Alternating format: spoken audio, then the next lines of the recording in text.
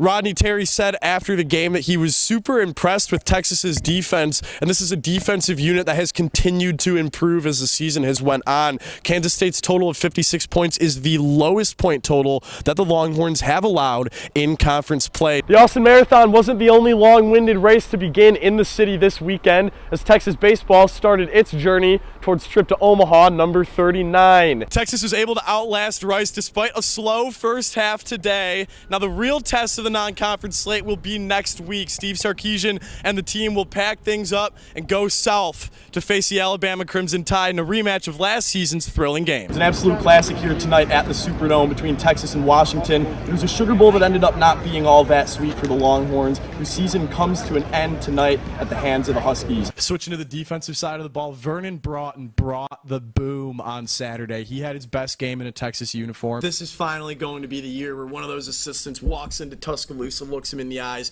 and beats the Crimson Tide. And that Minnesota defense wasn't even that good last year, and they won 12-13 games. This year, they've taken a step back. They're not getting any younger. Minnesota Vikings are pretty easy answers, sitting at 1-3. I think that Oklahoma game would have been a lot different if Sanders was fully healthy, more involved. Like you said, he's a matchup nightmare for those linebackers on just about any team in the country. First-round talent indeed. He reached the third round of U.S. Open qualifying over the weekend before unfortunately being eliminated on Saturday. Now, even with the elimination, Spizzirri's performance is a very welcome sight for the Texas tennis team, who will begin play in the spring against surefire Hall of Famer Justin Verlander, and he takes him deep into the Crawford boxes in his first major league at-bat. Dominguez, who is younger than all of our panelists on today's show, hitting a major league home run. You see his family going crazy. Puka Nacua, he's been a matchup nightmare, fantasy dream, the rookie, the fifth rounder out of BYU. I'm Jason Kinander. He's Tommy Yarish. It is so nice to be back. Thank you for tuning in. Texas is one win away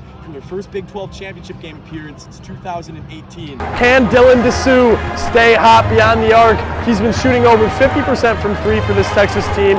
Good for first in Big 12 play. The roof might have been closed at AT&T Stadium for today's game between Texas and Oklahoma State, but that didn't prevent the Longhorns from making it rain with confetti as Big 12 champions. 49-21, leaving little doubt in the minds of the committee as they converge tonight and make their decisions on the playoff tomorrow. That's it for me, TSTV Sports, Jason Kinander. Have a great night.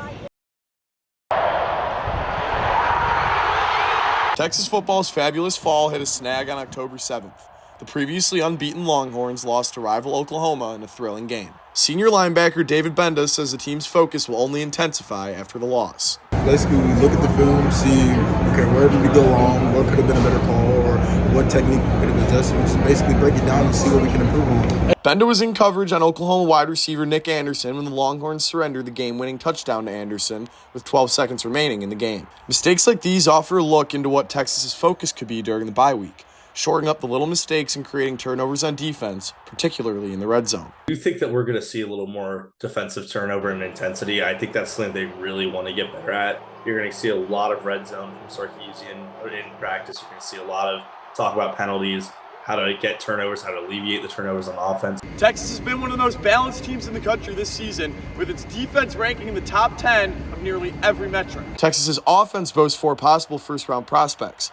Junior Gunnar Helm isn't one of them, but fresh off a career performance and his first collegiate touchdown, even Helm is ready to refocus. We're not going to harp on it too much. We're going to learn to handle the loss, and we're going to come back on Monday and get back to work. Texas's remaining schedule is fairly light compared to the first half of the season. With games against Oklahoma and Alabama already out of the way, there's serious potential for Texas to run the table in the Big 12 Conference. I think they'll still be a one-loss team. I think it's very easy to say that this team is not going to drop another game. Jason Kinander, reporting Texas TV.